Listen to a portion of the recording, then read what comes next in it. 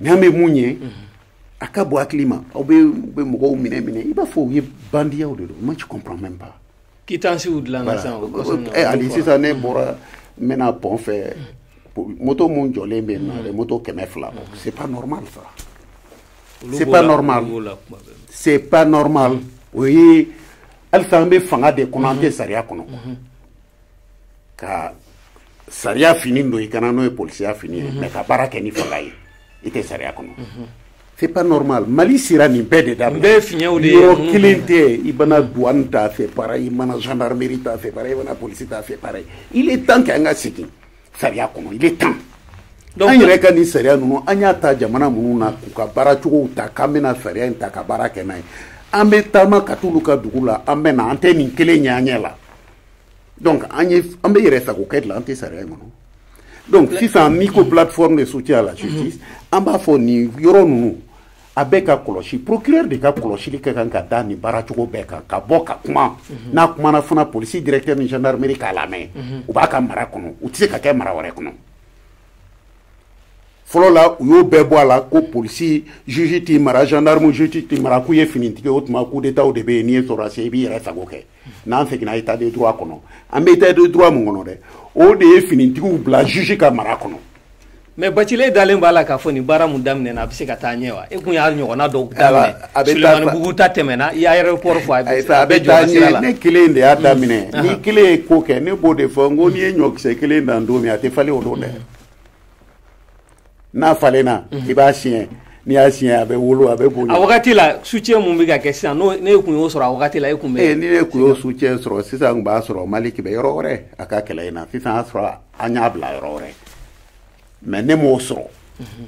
e yɛrɛ ka Sulemani Bugu lajɛ n ko Sulemani Bugu mɔgɔw bɛ Bacili tɔgɔ fɔ a la lahara don Ala b'u ɲininka parce que ka Sulemani Bugu cili ko fɔ a da la maa fɔlɔ mun y'a fɔ a ma sa ne ma sa Modibo Keita de y'a fɔ premier ministre a ci Hassim Koumare be Mamadou Diarra be ministre de la justice ne be mais a bɛɛ kɛra mais a wagati la a ma kɛ sariya de kɔnɔ o de la a kɛra sariya kɔnɔ sa mais ko Aïdara de intervient na Modibo fɛ yen mais o de la n b'a fɔ n ko ni sariya tɛ yen senkolaw bɛ bɔ Aïdara ta ye senko la de n'o tɛ a tɛ sariya kɔnɔ a ma fɛɛrɛ ɲini k'a dɔn ale tɔgɔ Aïdara a bɛ se ka intervient a intervient na parce que ale y'a miiri Aïdara a bɛ se ko dɔ la a don donc a bɔra n'o senko la de ye premier ministre sera n'o senko la ɲɛ a ye sariya sɔsɔ. a kɛra sababu ye k'i lafiya dɔɔni dɛ a ye fanga. a ma ne lafiya parce que i bɛ fɛn dɔ kɛ fanga tɛ ne la ko ne bɛ taa sariya wajibiya mɔgɔw kan n b'a fɔ de. mais minnu bɛ se ka. a tun bɛ sariya kɔnɔ a wagati la. a bɛ sariya b'a ye k'a fɔ après n k'u dédommagé la. ala mun y'u dédommagé Mali sariya de mun y'o kɛ ne b'a f'u ye. an ka tiɲɛ fɔ ɲɔgɔn ye quoi u tɛ sariya dɔn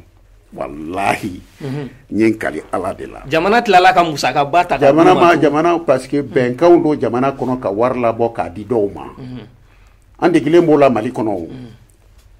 n'o tɛ nin bɛ code de l'urbanisme ko n'i taara so jɔ yɔrɔ la i ta tɛ yɔrɔ mun ye manifestement illégal c'est la démolition d'office i ye so jɔ yɔrɔ la yɔrɔ mun t'i ta ye du tout k'a bɛ ci automatiquement kiiri t'a la.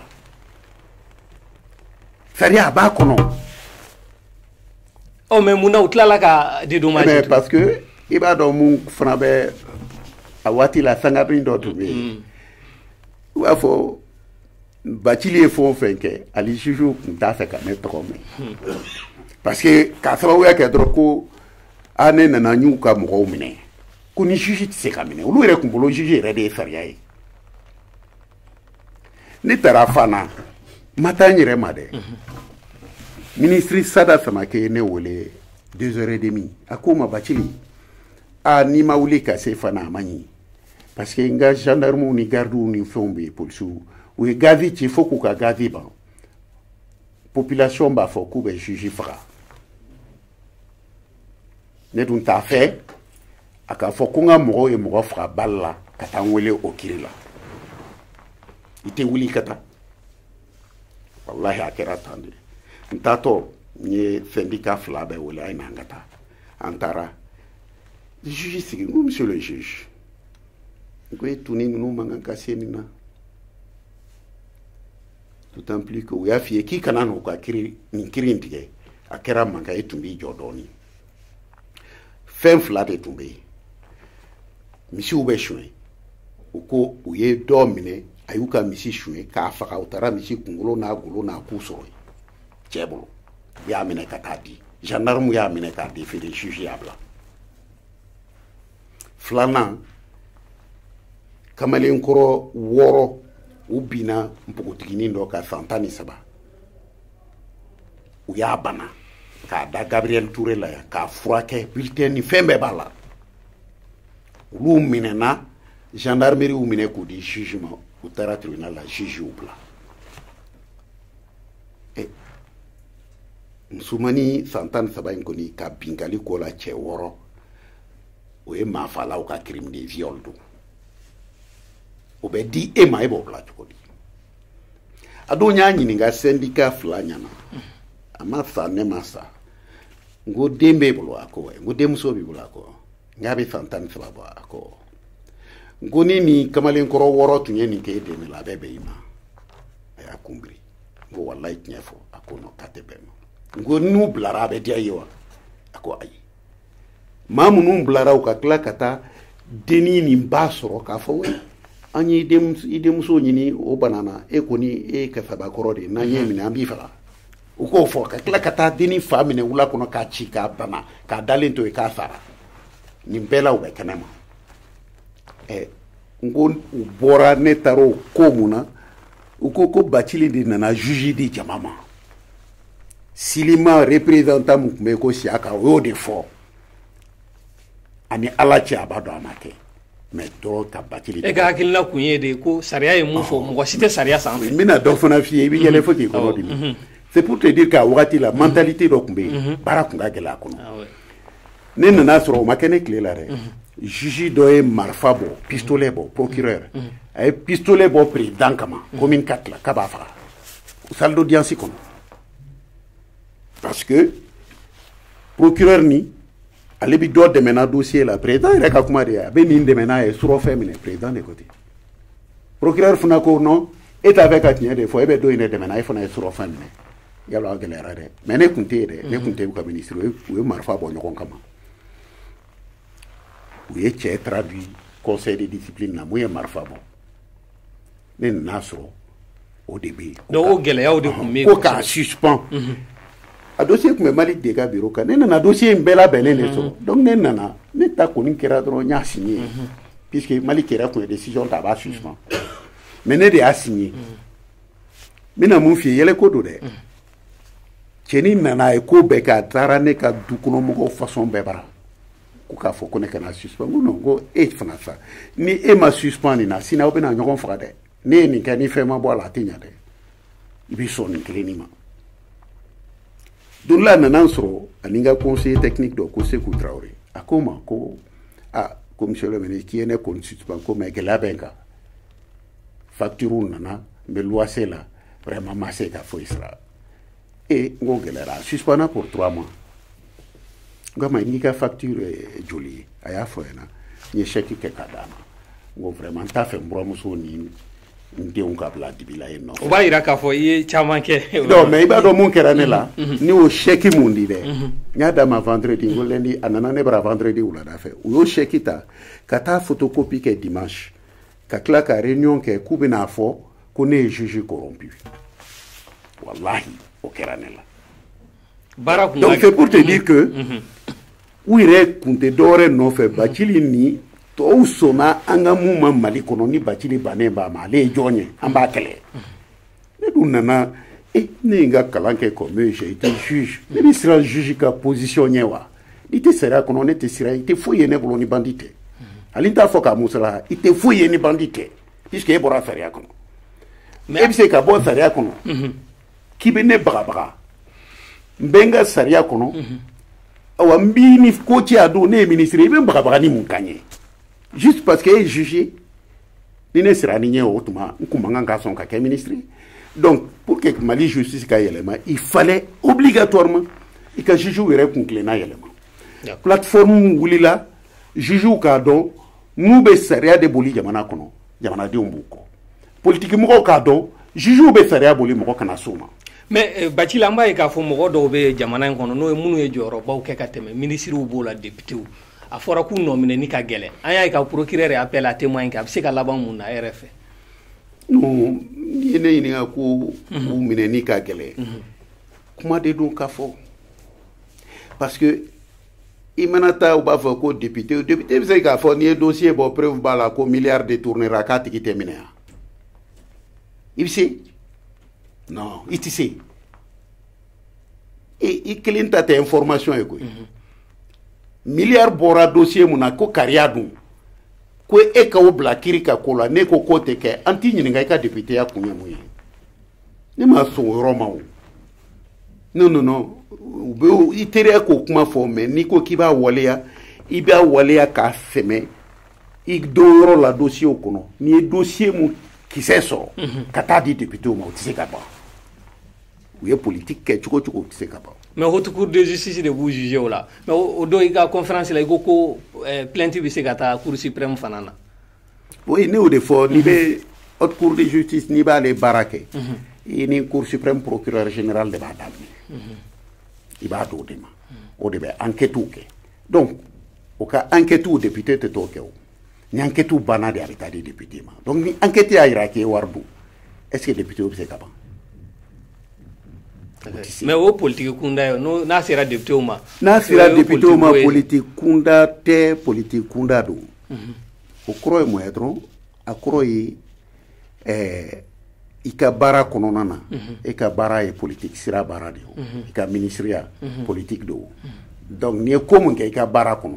minnu fana da bɛ politique la u bɛ politique dɔn ka kan k'a dɔn a kɔrɔ tɛ e ka taa kojugu ye o. parce que dɔw y'a yira n na k'a fɔ ko n'a sera ministres ma dɔrɔn ko dossier bɛ jɔ k'a tɛ se ka taa yɔrɔ la. mais n'a sera ministres ma n'i ye dossier jɔlen ye o tɛ ministres nɔ ye o tɛ députés nɔ ye o ye enquêteurs de nɔ ye juges don u bɛ siran regarde ne ma policiers ta f'i ye sisan wa u ka dossier bɛ siran kelen bɛ ka maga la. mais mun ye armement ko ye président yɛrɛ da bɔra ka mun fɔ n'o ye hélico minnu ye minnu. je crois que o b'i ka question an b'o yɔrɔ de la toujours o bɛ justice ye a bɛ se ka laban cogo di parce que procureur ye appel à témoin k'o la.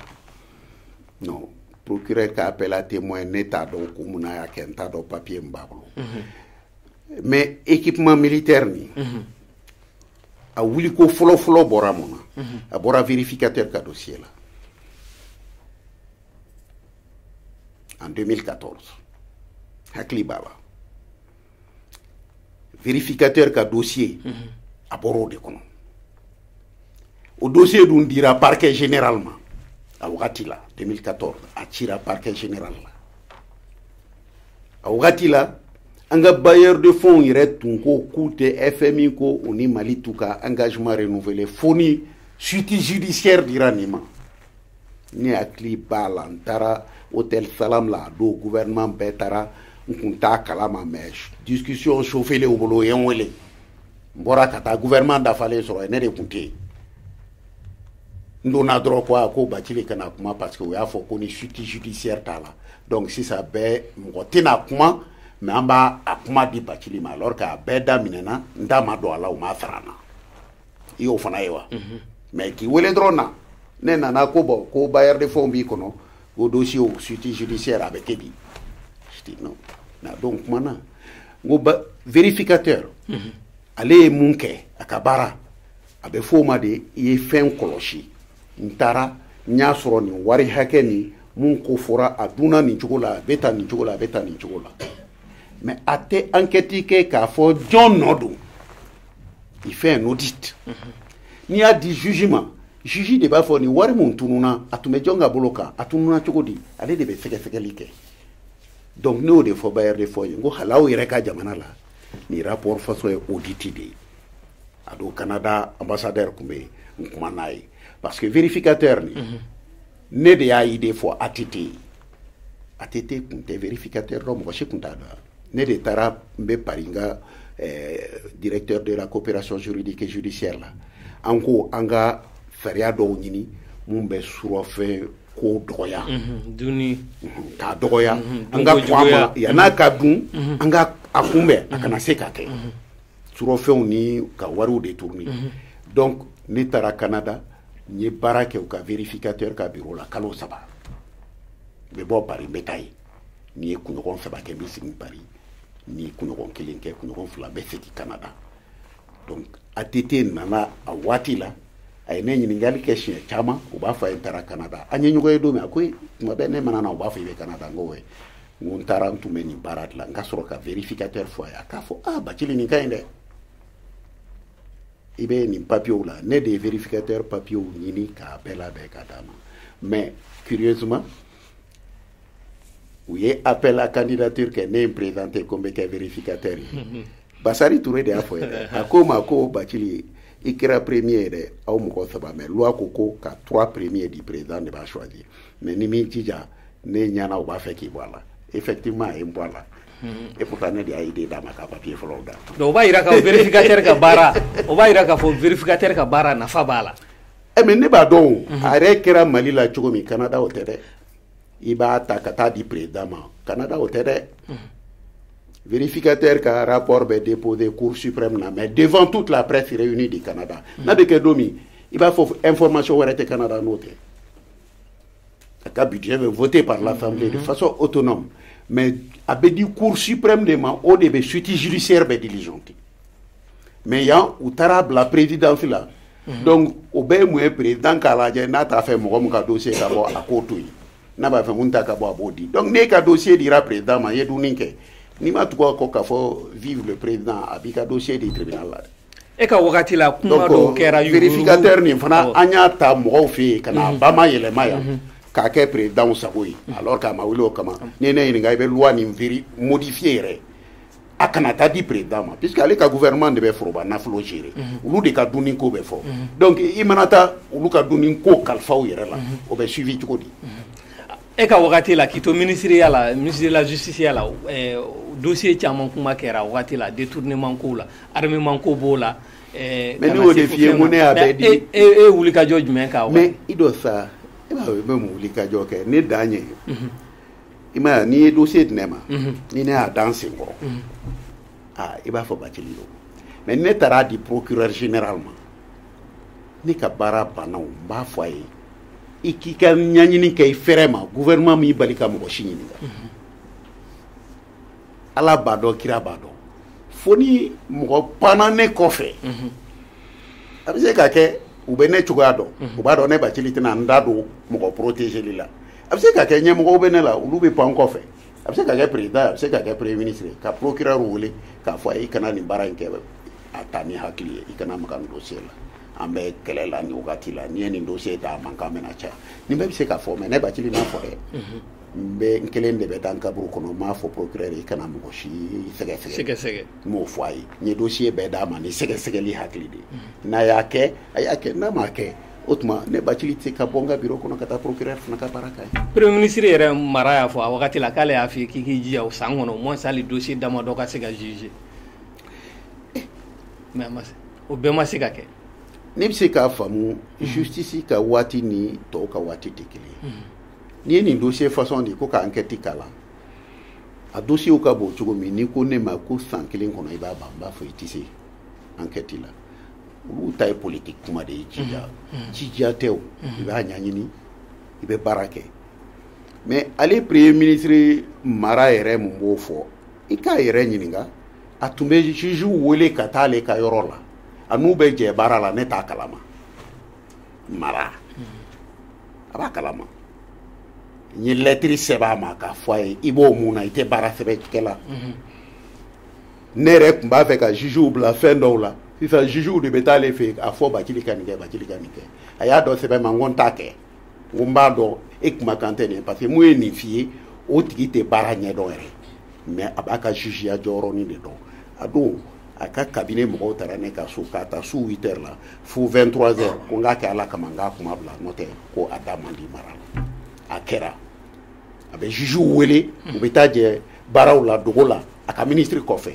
o fana bɛɛ bɛ gouvernement in kɔnɔ o dogodogow ni o gundow bɛɛ b'a kɔnɔ u bɛ baaraw fɛgɛya u bɛ baaraw fɛgɛya u bolo u bɛ u yɛrɛ b'a ɲini k'a tiɲɛ de parce que olu b'u yɛrɛ tɔgɔ de ɲini n'a kɔnɔ mais i y'a yira k'a fɔ ko dossier ka ca o la sa polo économique bɛ cogo min bi bi in na dossier bolo bɛ se ka s'a bɛɛ ma wa ne t'u ka mɔgɔ hakɛ dɔn mais dossier minnu bɛ yen n'i b'a fɛ ka baara kɛ a ɲɛ ma i bɛ juge caya la dɛ n'o tɛ a bɛ sumaya dɛ ni yɛrɛ min kɛ ko ɲuman ni jugew dɔgɔyara o bɛ se dossier dɔw ma tuma min u b'a f'i ye ko délai tɛmɛna donc ne ɲɛna bi pôle économique n'an b'a fɛ ka yuruku ni surɔfɛnw kɛlɛ jamana wari détourneliw k'u kɛlɛ il faut que u k'u spécialiser il faut que u ka mɔgɔ caman bila a kɔnɔ tiɲɛ yɛrɛ fana la a baara ka ca a bɛ musaka minnu kofɔ ka ca ne delila ka nin fɔ n ko n'an bɛ yuruku kɛlɛ an kana musala k'a la i tɛ se k'i ka juge sara 50,000 k'a ka miliyari 6 kuma f'i ye sa ni mɔgɔ min ye miliyari 6 dun u b'a ɲini ka miliyari 6 kɛ k'a kuma bɔ dɛ n'i ka juge balo yɛrɛ t'a bolo i bɛ mun fɔ i bɛ dɔ fonction fitinin dɔw ye Mali kɔnɔ i b'olu sara ye miliyɔn 6 kalo la par exemple mɔgɔ min bɛ autorité de régulation des télécommunications ni o bɛ miliyɔn 6 sɔrɔ kalo la ne ɲɛna jugew bɛ baara mun kɛ nafa b'a la dɛ minnu bɛ pôle économique la k'u ka sara jateminɛ an ka kɛ juge yɛrɛ bɛɛ dɔ ka fara u bɛɛ sara kan parce que moi je pense que juge man ca o mɔgɔ 100 ala kana an dɛsɛ ka mɔgɔ 100 mais a wagati la e ye baara jumɛn k'o la mais moi condition améliorer k'o condition améliorer ne kumana jugew ye ne ka tile la jugew ma grève kɛ o kɔni n'aw y'a kɔlɔsi o ma kɛ mais jugew bɛ se ka wari ladon k'u yɛrɛ ka condition améliorer cogo di sisan jugew tɛ dɔrɔmɛ ladon trésor la ou a ka dɔgɔ kojugu par rapport u bɛ se ka mun kɛ mais n'i ye a fɔ sisan ko e condamnera ou bien dɔ condamnera k'a ka miliyari sara i ni commerçant dɔ aw kɛlɛ la aw y'a affaire kɛ juru yera ko e ka juru yera o commerçant na k'a ka miliyari 6 sara ye ni grossi dir'e ma e mana taa ko u ka ko papier di ma mun bɛ se ka i yamaruya i ka taa o commerçant dɔ in ka compte saisi k'a ka sow saisi k'a ka mobili saisi pour que ko jugement sɔrɔ u b'a f'i ye o miliyari nin k'i ka pourcentage dɔ sara la a bɛ t'i jɔ fo 7% na i b'o verser justice compte la n'i ye hali o exécution lajɛ i b'a ye justice yɛrɛ bɛ se ka hali miliyari caman na don san kɔnɔ mais bi u t'o kɛ donc wari kura tɛ o n'i y'u yɛrɛ baara cogo yɛlɛma k'a ɲɛsin o baara kɛcogo ɲuman na ka wari sɔrɔ u bɛ se k'u yɛrɛ ka problème ɲɛnabɔ ne ye o baara façon kɛ Égypte ye n y'a kɛ Maroc ye k'an to francophonie la ni jamanaw b'a fɔ bon aw yɛrɛ ka baara kɛ aw ka baara nafolo a nafa a bɛ don budget kɔnɔ mais a bɛ don aw tɔgɔ la ministre des finances yamaruyalen tɛ ka wari ta ka foyi kɛ n'a ye a bɛ d'aw ma a bɛ f'o ma compte d'affectation spéciale o bɛ d'i ma n'o dir'i ma i b'a bɛɛ bɛn i ka jugew musaka ma u sara i bɛ fonds social k'a la i bɛ se ka programme de logement bɛɛ k'a kɔnɔ c'est plusieurs milliards par an donc i bɛ jugew sara problème foyi t'a la jugew ka revendication n'u y'a f'i ye u la u bɛ augmentation min souvent 2 milliards 3 milliards moi je me dis c'est peu wallahi n'i ye baara kɛ a cogo la u yɛrɛ ka service kɔnɔ i bɛ wari mun na bɔ ni État ko bɔ n y'a d'i ma k'a labila jugew ye i b'u sara triplé i b'a d'u ma donc justice bɛ se ka wari caman ladon mais a b'a ladon problème foyi tɛ a la problème yɛrɛ t'a la o tɛ mais mun y'u ka fonctionnement a wagati la dɔw y'a jira k'a fɔ a wagati la hali machine ko gɛlɛyaw b'u la bon n'o bɛ kɛ o bɛ fɔ tuma bɛɛ hali ka ne yɛrɛ juge lama to ne juge lama ne ma réunion kɛ ni nin kuma ma fɔ kabiri donc sijɛ kelen tɛ n kunna ni ne bɛ fɔ mobili t'an bolo machine t'an bolo mobili t'an bolo n tɛ bila kuma ye bila kuma tɛ nin ye sa mais baara ti ka kɛ a pour que k'u bila condition non o baara fana ma kɛ o ma kɛ mais ne bolo bɛɛ nɔ b'a la juge dɔrɔn tɛ mais il faut que u ka juge yɛrɛ permet a ka se ka wari ladon pour que hala ka wari ladon i bɛ wari dɔ fana d'a ma parce que pour que ale ka se ka wari dɔw kani a bɛ huissier de ta il faut que a k'olu sara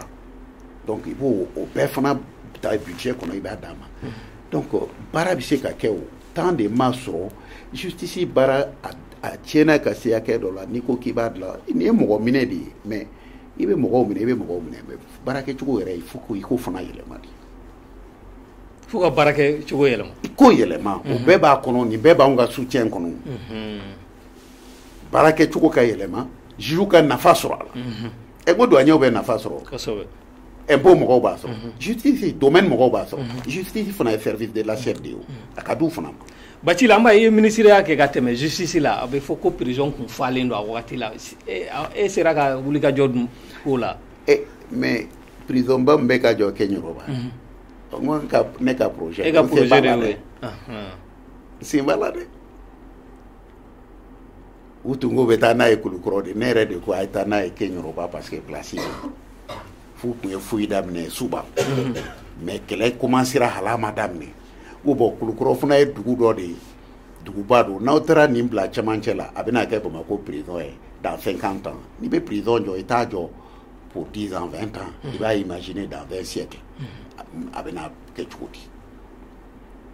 i mana diɲɛ prison ba fɛn o fɛn ye a dɔw ye 100 ni kɔ ye ka ca 150 ye mais donc n'an fana bɛ baara kɛ an k'o hakilinaw ta sa an tɛna falen san tan o san tan ka taa prison kura jɔ non donc an ko nin bɛɛ Keɲoroba Modibo Keyita de ye yen dilan 180 hectares don k'a sigi bada la Modibo Keyita tile la mɔgɔ tun tɛ kasodenw balo u yɛrɛ de tun bɛ taa sɛnɛ kɛ yen tracteurs ni charios bɛ yen o mana o récolte kɛ o de tun bɛ kɛ ka Mali kaso bɛɛ balo gouvernement tun tɛ wari don a la bon o de dabilara ka na mɔgɔw ton ɲɔgɔn kan tan n'o tɛ kaso 2 de tun bɛ a bɛ f'o ma prison agricole Bagineda ani Keɲoroba o kɛra Modibo tile la donc o titre bɛ ministère de la justice bolo kɔnɔ donc an ye baara kɛ pour que kaso in ka se ka taa jɔ yen c'est parce que yan falen don cogo wɛrɛ t'a la Bamakɔ prison ba a dilanna a cayalen ba mɔgɔ 400 o de fɔra tubabu minnu y'a dilan a kana tɛmɛ o kan sisan mɔgɔ 300 b'a kɔnɔ a dama tɛmɛna donc a dama tɛmɛna donc il fallait que réflexion ka kɛ ministère ye fɛn de ye dɔ bɛ baara dɔ daminɛ dɔ b'a laban Bacila ka gɛlɛn an k'i ɲininka k'a sɔrɔ an da ma se Aya ka dossier ma ka d'a kan wagati la mɔgɔ caman y'a miiri k'e bɛna na jugement kɛ fo ka n'i bɔ ministère la mun gɛlɛya donna dossier kɔnɔ ne bolo gɛlɛya ma don Aya ka dossier kɔnɔ c'est-à-dire ne bɛ nin fɔ Aya ka dossier ka nɔgɔn ne bolo ni ministère de la justice dossier bɛ ye ka da mun kan ne nana sɔrɔ dossier in bɛ Aya kan i bɛ k'a ka gouvernement kɔni ne ma mɔgɔ ye ka plainte kɛ Aya kan m'a ye ne ma wele don kelen k'a fɔ bon Bacili nin bɛna kɛ Aya la non mɔgɔ fɔlɔ mun ye Aya ka ko fɔ ne ye officiellement procureur général don a ye lettre ci ma an b'a fɛ ka Aya lamɛn ani sɔrɔdasi wɛrɛw Yamusa affaire Bere Rouge non affaire Bere Rouge o yɛrɛ m'o fɔ m'a fɔ affaire Bere Rouge ou qu'on dans une procédure suivie pour assassinat et complicité. En bas, fait Aya la main, où il y a trop fort. Hakili la, il y en a qui dont la Yamusa nanambara, a coupé kanga mou la main. Est-ce que vraiment nebena la main? Go wala Yamusa mon état kalama. Nous y a foi et tu a bene ala tche odone kunta kalama.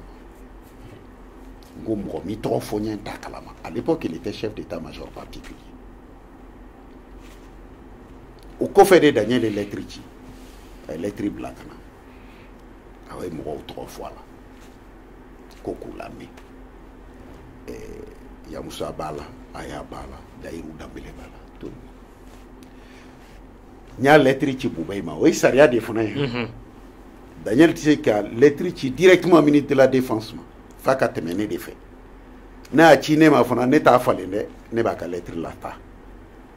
buwe mana jabi buwe fana ba ka jabi dine ma ne ba la sama mais ne ni rota la lettre be temen fa ba donc lettre tara buwe ya jabi ka fo u ka Aya la me afana ma teme o ka ne ko se ka la me u ya nyina fe de amba la me afana ko ayu la me oh o de tara ke mineni ne bɛna dɔn cogo di ko dossier yɛrɛ banna k'a baara banna Yaya Karambe juge d'instruction a nana sɔrɔ n ka bureau kɔnɔ ko monsieur le ministre invitera Hollande n bɛna taa Amsterdam pour 3 mois Hollande y'o invité ko n ka taa reposer ne ko Yaya ko nin dossier minnu bɛ bolo n k'i t'i jija ka ban puisque Bere Rouge ka dossier o tun tɛ Aya bolo o tun tɛ Yaya Karambe bolo dɛ o tun bɛ kasoge de bolo donc a ko monsieur le ministre n tilara baara la n ye dossier transmet déjà procureur général ma bon a b'a di a ka procureur de ma o de b'a transmet quoi n'ale tilara a b'a di a ka procureur ma o b'a transmet sanfɛ a ka supérieur ma procureur général ye donc a y'a ko dossier taara bon ne ko donc e ka dossier bana pe wa quoi bana ngo d'accord ni be ti reposer nga bebe ko parce que dossier no gonte ngo nyalo isegena la ko ne de ka ministère ka autorisation dama au delà aux conditions de la Pays-Bas be son ka visa da makaka invitation confirmée donc ne ko nga secrétariat ngo ka autorisation dama atara Pays-Bas ne a dɔw de sen fɛ ko dossier banna o kɔfɛ ni Daniel Tessoug ye ɲɔgɔn ye vraiment o kɛra fin novembre n ko Daniel procureur général n ko i b'i jija dossier ni a ka tɛmɛ joona n ko puisque ne bɛ fama ma bere rouge fana ka dossier o fana tun banna nin don in banna n'o bɛɛ b'aw bolo parquet général la ye sisan kɔni a b'aw teriya ka nin dossier la chantier là avec procédure suivi n'a fera procureur général ma barato et moi aller chambre d'accusation saisie chambre d'accusation au fond mana dossier kala n'a nyate nyinigali wala la kono abe arrêt de renvoi devant la cour d'assises donc au drone est tout mais ni procureur général y dossier bla rôle là chambre d'accusation bata o jago aller de rôle donc na dossier bla rôle là abe taw bon ne ko ngibi ji jaw beninta ne re quoi ma décembre janvier ou est-ce que février 3 mois au bon à quoi non monsieur le ministre cadre on a que 4 mois fin mars je te promets vous voyez le budget là on y DFM moulé au ko bon mais ouais à disposition ne bora calamati et pour moi dossier est jugé ni ne ko ni tout ra ministre là jugé au là puisque en ben au mais ani kunafon do soro do ko e beta kuma wa soro dossier instruction ma ban la muyo sebemba do no musar nya ka article kan